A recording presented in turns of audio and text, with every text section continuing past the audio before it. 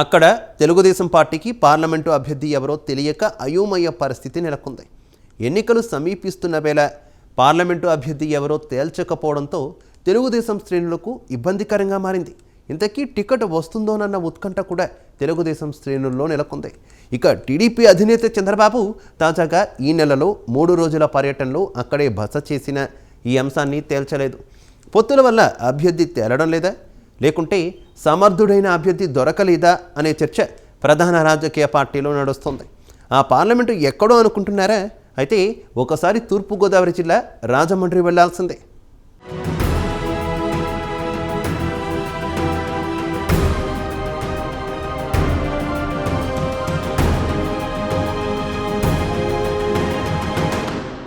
రాజకీయంగా చైతన్యం గల తూర్పుగోదావరి జిల్లాలో ప్రధాన సాంస్కృతిక కేంద్రమైన రాజమండ్రి.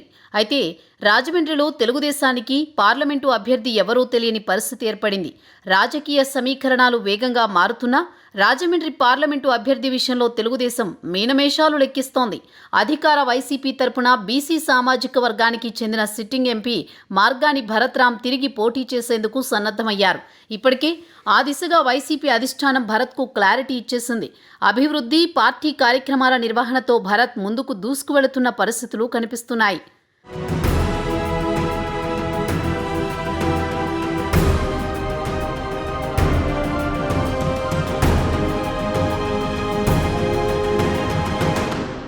రాజమండ్రి పార్లమెంటు నియోజకవర్గంలో పోటీ ఎప్పుడూ ఓ ప్రతిష్టాత్మకంగా జరుగుతూ ఉంటుంది.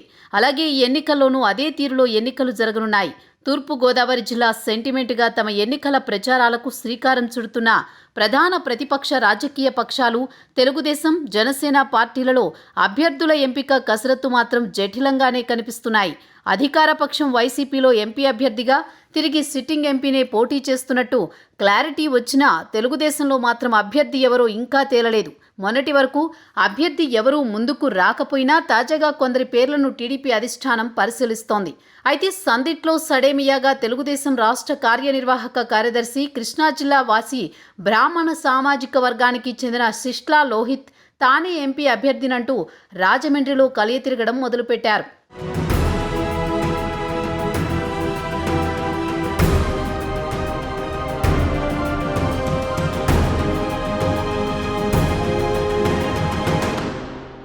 రాజమండ్రి టీడీపీ తరపున ఎంపీగా పోటీ చేయడానికి బలమైన అభ్యర్థులు దొరక్క లోహిత్కు టికెట్ ఇస్తున్నారేమోనని పార్టీ శ్రేణులు కూడా నమ్మే పరిస్థితికి వచ్చాయి.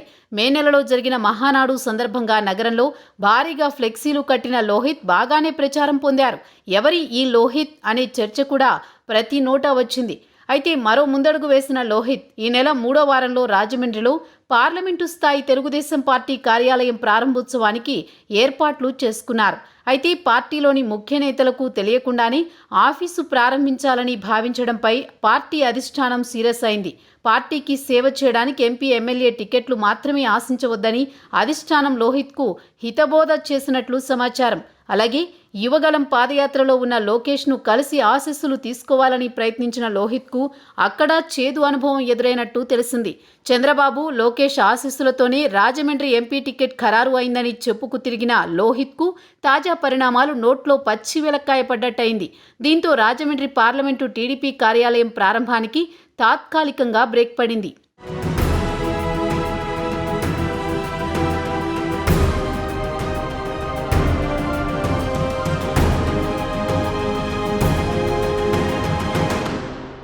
ప్రస్తుతం తూర్పుగోదావరి జిల్లా అధ్యక్షునిగా మాజీ మంత్రి కేఎస్ జవహర్ వ్యవహరిస్తున్నారు.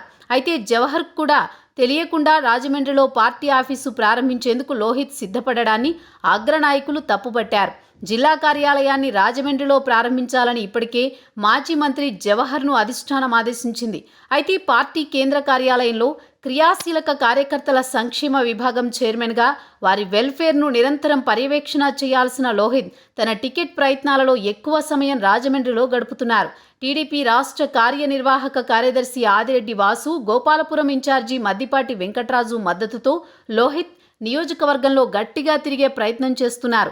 నగరంలో కొందరు పెద్దలను కలిసిన లోహిత్కు చేదు అనుభవాలు కూడా ఎదురయ్యాయి. కొందరు నాయకులు టికెట్ తెచ్చుకున్న తర్వాత వచ్చి కనిపించమని సమాధానమిచ్చిన పరిణామాలున్నాయి.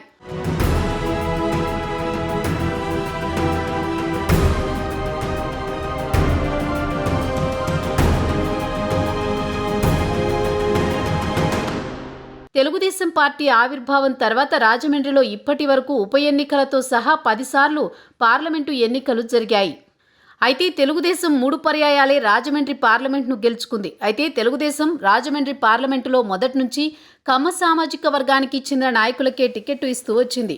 అయితే 1999లో బీజేపీతో పొత్తు పెట్టుకోవడంతో బీజేపీకి పార్లమెంటు స్థానాన్ని టీడీపీ కేటాయించింది. 3 సార్లు టీడీపీ గెలవగా బీజేపీ 2 సార్లు, కాంగ్రెస్ 3 సార్లు, వైసీపీ 1 సారి గెలిచింది. సినీ నటుడు మాగంటి మురళీమోహన్ వరుసగా 2009, 2014 ఎన్నికలలో పోటీ చేస్తే 2014లో గెలిచారు. అలాగే 2019లో మాగంటి మురళీమోహన్ కోడలు రూప పోటీ చేసి వైసీపీ అభ్యర్థి మార్గాని భరత్రాంపై ఓడిపోయారు. రాజమండ్రి పార్లమెంటు నుంచి 1998 ఉప ఎన్నికలలో బీజేపీ ఒంటరిగా పోటీ చేసి గెలిచిన చరిత్ర కూడా ఉంది. అయితే బ్రాహ్మణ సామాజిక వర్గ నాయకులు ఉండవల్లి అరుణ్ కుమార్ రాజమండ్రి పార్లమెంటుకు 2004, 2009లో 2 సార్లు ఎంపీగా ప్రాతినిధ్యం వహించారు.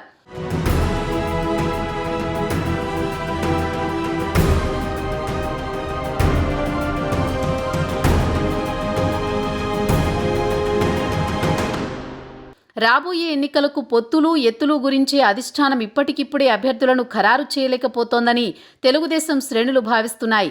రాజమండ్రి పార్లమెంటు టీడీపీ అభ్యర్థిగా పోటీ చేయాలని రాజమండ్రి రూరల్ ఎమ్మెల్యే గోరంట్ల బుచ్చయ్య చౌదరికి పార్టీ అధిష్టానం సూచించింది. అయితే తాను ఇప్పటికిప్పుడే పార్లమెంటుకు వెళ్లలేనని, తన వద్ద అంత మొత్తం డబ్బు లేదని అధిష్టానంకు గోరంట్ల స్పష్టం చేశారు. గోరంట్ల ప్రస్తుతం ప్రాతినిధ్యం వహిస్తున్న రాజమండ్రి రూరల్ టికెట్ను జనసేనకు కేటాయిస్తే ఈ స్థానం నుంచి కందుల దుర్గేష్ పోటీ చేసే అవకాశం ఉంది. దీంతో గోరంట్లను పార్లమెంటుకు పంపాలన్నది అధిష్టానం వ్యూహం. అయితే తనకు రాజమండ్రి రూరల్ లేకుంటే తన సొంత నియోజకవర్గం రాజమండ్రి సిటీ ఇవ్వాలని గోరంట్ల అధిష్టానాన్ని కోరుతున్నారు.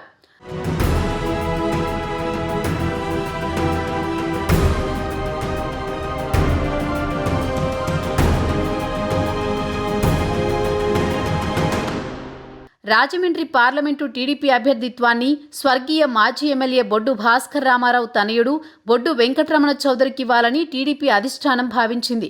అయితే వెంకటరమణ చౌదరి కూడా తన వద్ద సొమ్ములు లేవని వెనకడుగు వేశారు.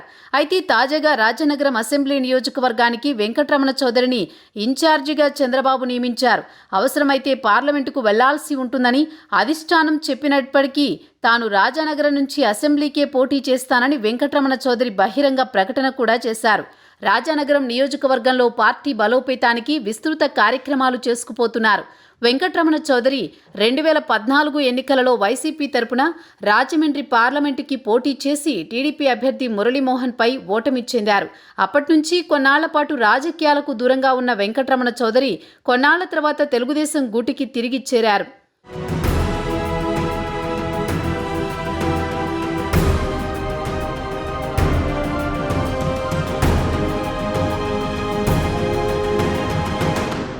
రాజమండ్రి పార్లమెంటు స్థానాన్ని జనసేన కోరుకుంటుందని, ఈ స్థానం నుంచి టీ టైం అధినేత తంగెళ్ల ఉదయ శ్రీనివాస్ కూడా పోటీ చేస్తారనే ప్రచారం బాగా జరిగింది.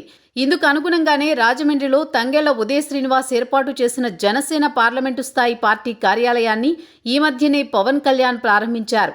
అయితే వారాహి విజయయాత్ర ప్రారంభమైన తదుపరి రాజకీయ పరిణామాలలో పిఠాపురం అసెంబ్లీ జనసేన ఇన్ఛార్జిగా ఉదయ శ్రీనివాస్ను పవన్ నియమించారు. దీంతో పార్లమెంటుకు ఉదయ శ్రీనివాస్ పోటీ లేరని తేలిపోయింది.